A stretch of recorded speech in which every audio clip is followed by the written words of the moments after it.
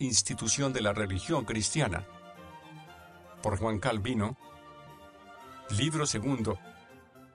Capítulo sexto. El hombre, habiéndose perdido a sí mismo, ha de buscar su redención en Cristo. Al Dios Creador no se le conoce más que en Cristo Redentor. Como quiera que todo el linaje humano quedó corrompido en la persona de Adán, la dignidad y nobleza nuestra, de que hemos hablado, de nada podría servimos, y más bien se convertiría en ignorancia, si Dios no se hubiera hecho nuestro Redentor en la persona de su Hijo unigénito, quien no reconoce ni tiene por obra suya a los hombres viciosos y llenos de pecados. Por tanto, después de haber caído nosotros de la vida a la muerte, de nada nos aprovechará todo el conocimiento de Dios en cuanto Creador, al cual nos hemos ya referido, si a Él no se uniese la fe que nos propone a Dios por Padre en Cristo. Ciertamente el orden natural era que la obra del mundo nos sirviese de escuela para aprender la piedad, y de este modo encontrar el camino hacia la vida eterna y la perfecta felicidad. Pero después de la caída de Adán, doquiera que pongamos los ojos, en el cielo o en la tierra, no vemos más que maldición de Dios, que al extenderse por culpa nuestra a todas las criaturas y tenerlas como envueltas en ella, por necesidad colma nuestra alma de desesperación, porque, aunque Dios nos insinúa aún de muchas maneras el paternal amor que nos profesa, sin embargo por la mera consideración de las cosas del mundo no podemos tener seguridad de que sea verdaderamente nuestro Padre, porque interiormente la conciencia nos convence y nos hace sentir que, a causa del pecado, merecemos ser rechazados por Dios y que no nos considere y tenga por hijos suyos. A esto hay que añadir la torpeza e ingratitud, pues nuestro entendimiento está tan ciego, que no percibe la verdad, y todos nuestros sentidos tan pervertidos, que injustamente privamos a Dios de su gloria. De ahí que debemos concluir con San Pablo, pues ya que en la sabiduría de Dios el mundo no conoció a Dios mediante la sabiduría, agradó a Dios salvar a los creyentes por la locura de la predicación. Primera de Corintios 1:21. Llama él sabiduría de Dios a este admirable espectáculo del cielo y de la tierra, adornado y lleno de tan infinitas maravillas, por cuya consideración podíamos llegar al conocimiento de Dios sabia y prudentemente, mas como nada adelantamos con todo esto, nos llama el apóstol a la fe de Jesucristo, que por su apariencia de locura, es objeto de desdén para los incrédulos. Así pues, aunque la predicación de la cruz no satisfaga los juicios de la carne, no obstante hemos de abrazarla con humildad, si deseamos volver a nuestro Creador, de quien estamos apartados, para que de nuevo comience a ser nuestro Padre. Desde la caída de Adán los hombres han tenido necesidad de un mediador. De hecho, después de la caída de Adán, ningún conocimiento de Dios ha podido valernos para lograr nuestra salvación sin el mediador, porque cuando dice Jesucristo, esta es la vida eterna, que te conozcan a ti, el único Dios verdadero, y a Jesucristo, a quien has enviado. Juan 17:3. No lo entiende solamente de su tiempo, sino que lo dice de todos los tiempos y épocas, por lo cual es tanto más de condenar la necedad de los que abren la puerta del cielo a todos los incrédulos y toda clase de gente profana sin la gracia de Jesucristo, el cual, según la Escritura enseña en muchos pasajes, es la única puerta por donde podemos entrar en el camino de la salvación, y si alguno quiere restringir lo que dice Jesucristo a la promulgación del Evangelio, es bien fácil de refutarlo, porque en todo tiempo y por todos se tuvo como cierto que los que están alejados de Dios no pueden agradarle, si antes no se reconcilian con Él, y que son considerados como malditos e hijos de ira. Añádase a esto lo que Cristo responde a la samaritana: vosotros adoráis lo que no sabéis, nosotros adoramos lo que sabemos, porque la salvación viene de los judíos. Juan 4:22. Con estas palabras condena todas las religiones de los gentiles, y da la causa diciendo que el Redentor había sido prometido bajo la ley solamente a los judíos, de donde se sigue que ninguna clase de servicio fue jamás del agrado de Dios, sino el que tuvo por blanco a Jesucristo. Por eso afirma San Pablo que todos los gentiles han estado sin Dios y excluidos de la esperanza de la vida. Efesios 2:12. Además, como quiera que San Juan enseña que la vida estuvo desde el principio en Cristo, y que todo el mundo se apartó de ella. Juan 1:4 y 5, resulta del todo necesario recurrir a esta fuente, y por esta causa Cristo, en cuanto es mediador para aplacar al Padre, dice que Él es la vida. Ciertamente la herencia del reino de los cielos no compete más que a los hijos de Dios, y no es razón que los que no están incorporados a Jesucristo, único Hijo de Dios, sean tenidos ni captados en el número de sus hijos. Y San Juan claramente afirma que los que creen en el nombre de Jesucristo tienen la prerrogativa y el privilegio de ser hechos hijos de Dios. Juan 1:12. Mas como mi intención no es tratar ahora expresamente de la fe en Jesucristo, basta haber tocado este tema de paso.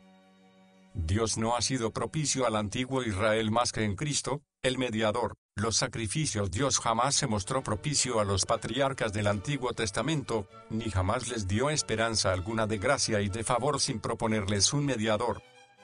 No hablo de los sacrificios de la ley, con los cuales clara y evidentemente se les enseñó a los fieles que no debían buscar la salvación más que en la expiación que solo Jesucristo ha realizado. Solamente quiero decir que la felicidad y el próspero estado que Dios ha prometido a su iglesia se ha fundado siempre en la persona de Jesucristo, porque aunque Dios haya comprendido en su pacto a todos los descendientes de Abraham, sin embargo con toda razón concluye San Pablo que, propiamente hablando, es Jesucristo aquella simiente en la que habían de ser benditas todas las gentes. Gálatas 3:16. Pues sabemos que no todos los descendientes de Abraham según la carne son considerados de su linaje, porque dejando a un lado a Ismael y a otros semejantes, cual pudo ser la causa de que dos hijos mellizos que tuvo Isaac, a saber, Esaú y Jacob, cuando aún estaban juntos en el seno de su madre, uno de ellos fuese escogido y el otro repudiado. E igualmente, como se explica que haya sido desheredada la mayor parte de los descendientes de Abraham, es, por tanto,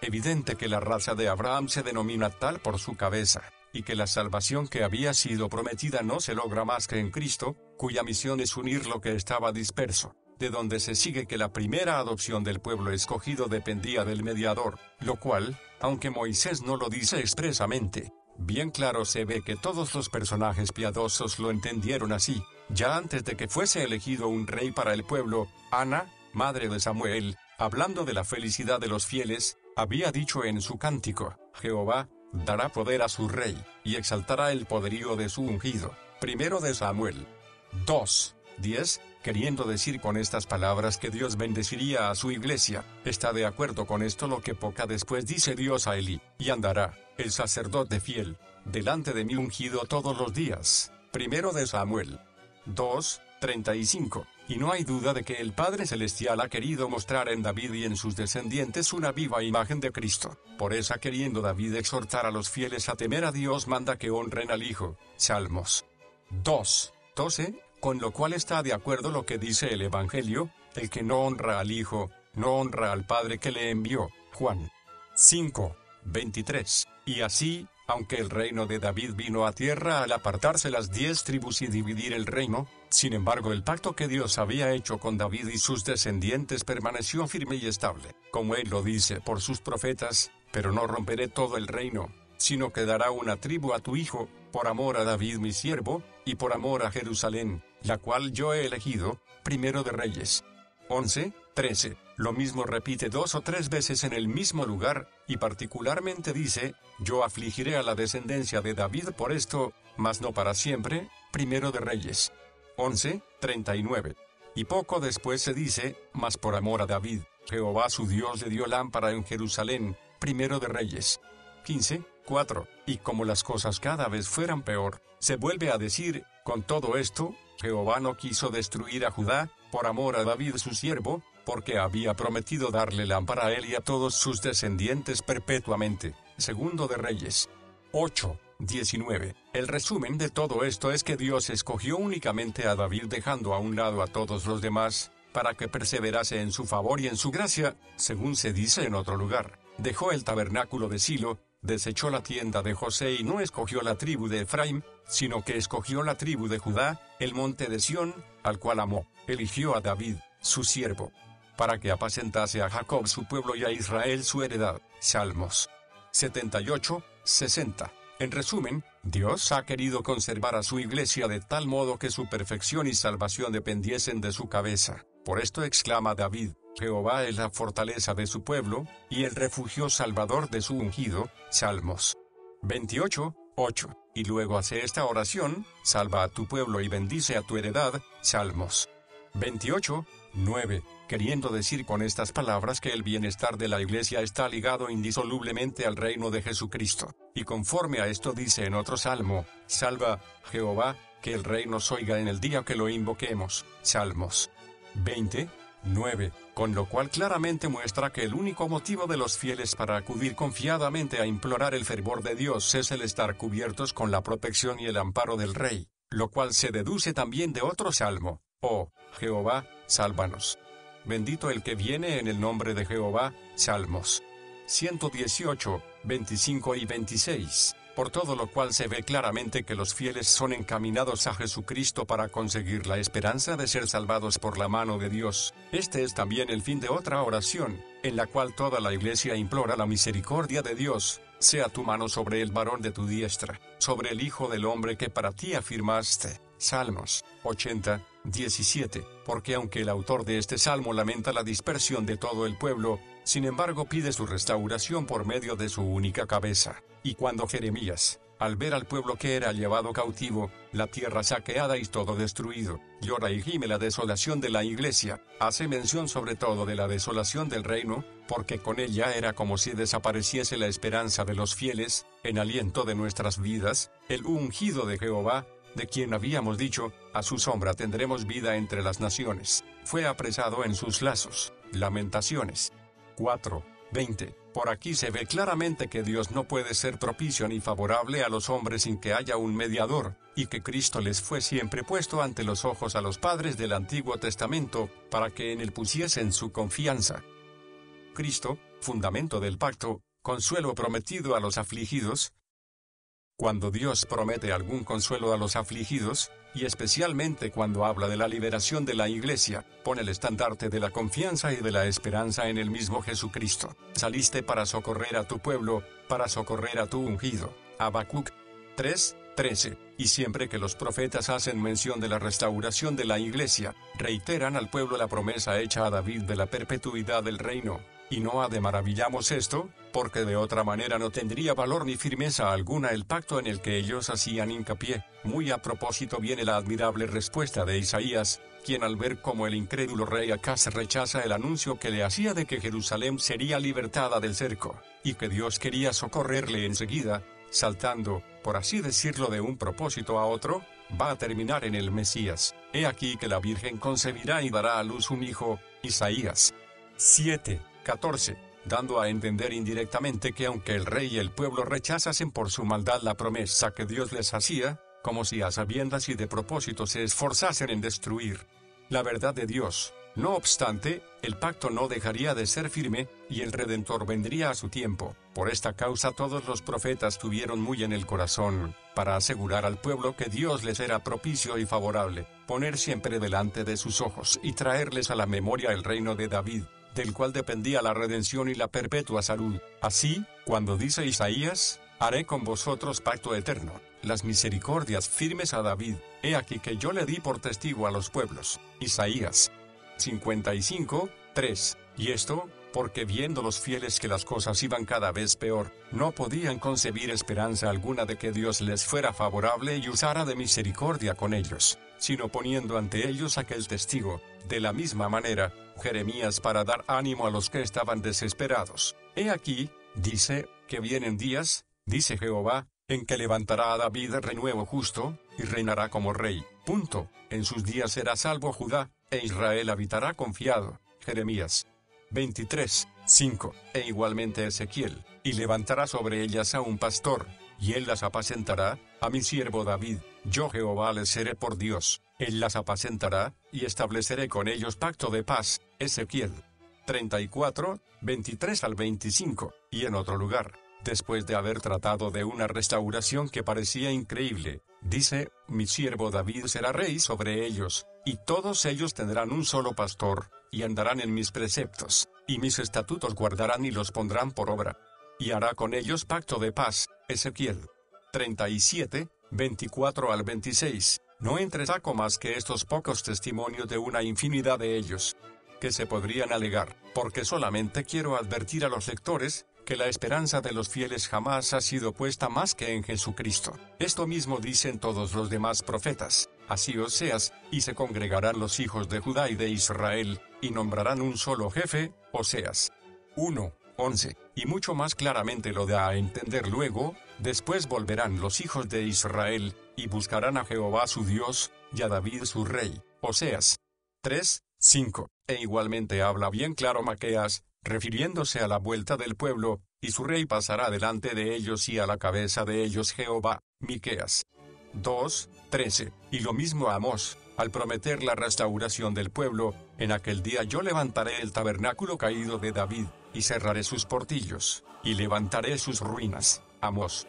9:11, porque este era del único remedio y la única esperanza de salvación, volver a levantar de nuevo la gloria y la majestad real de la casa de David, lo cual se cumplió en Cristo. Por eso Zacarías, como mucho más cercano al tiempo en el que Cristo se había de manifestar, exclama más abiertamente: alégrate mucho, hija de Sión, da voces de júbilo, hija de Jerusalén, he aquí tu rey vendrá a ti, justo y salvador. Zacarías 9:9, lo cual está de acuerdo con el salmo ya citado: Jehová es el refugio salvador de su ungido, salva a tu pueblo. Salmos 28:8 y 9, donde la salud de la cabeza se extiende a todo el cuerpo.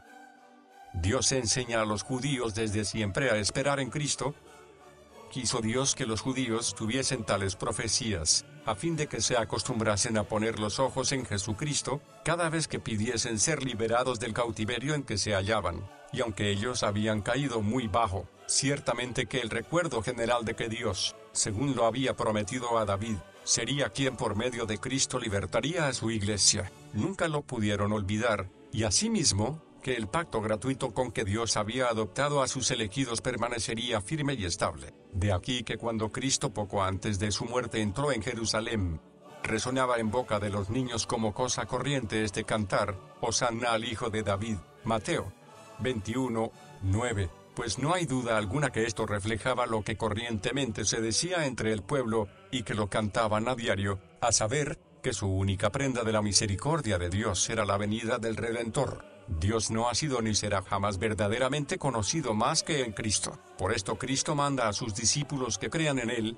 para creer perfectamente en Dios. ¿Creéis en Dios? Creed en mí también. Juan 14:1, porque aunque propiamente hablando, la fe sube de Cristo al Padre, Él quiere decir, sin embargo, que si bien ella se apoya en Dios, poco a poco se va debilitando, si Él no interviene para hacer que permanezca en toda su robustez. Además, la majestad de Dios está demasiado alta para que puedan llegar a ella los hombres mortales, que como los gusanillos andan arrastrándose por la tierra, por lo cual, lo que comúnmente se dice, que Dios es el objeto de la fe, yo lo admito a condición de que se añada esta corrección, pues no en vano Cristo es llamado imagen del Dios invisible. Colosenses 1:15, con este título se nos advierte que si Dios no nos es presentado por medio de Jesucristo, nosotros no podemos conocer qué es nuestra salvación. Y aunque entre los judíos los escribas habían oscurecido con falsas glosas e interpretaciones lo que los profetas habían dicho del Redentor,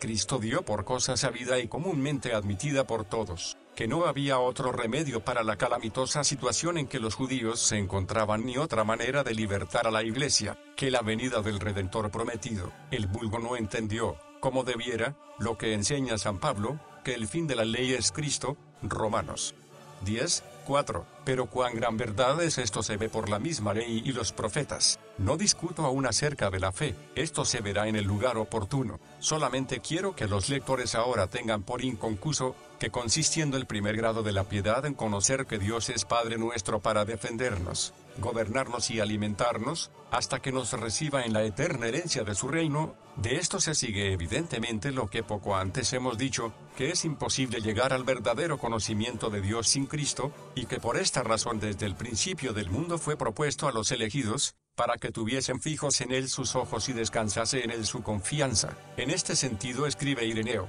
que el Padre, que en sí mismo es infinito, se ha hecho finito en el Hijo, al rebajarse hasta adoptar nuestra pequeñez, a fin de no absorber nuestros entendimientos en la inmensidad de su gloria. No comprendiendo esto, algunos fanáticos retuercen esta sentencia para confirmación de sus fantasías erróneas, como si se dijera en ella que solo una parte de la divinidad derivó del Padre a Cristo, cuando es evidente que Ireneo no quiere decir otra cosa sino que Dios es comprendido en Cristo, y en nadie más fuera de él. Siempre ha sido verdad lo que dice San Juan: todo aquel que niega al Hijo, tampoco tiene al Padre. Primera de Juan 2:23. Porque, aunque muchos antiguamente se gloriaron de que adoraban al Supremo Dios que creó el cielo y la tierra, como quiera que no tenían mediador alguno, fue imposible que gustasen de veras la misericordia de Dios y de esta manera se persuadieran de que Dios era su Padre. Como no tenían a la cabeza, es decir, Cristo, el conocimiento que tuvieron de Dios fue vano y no les sirvió de nada,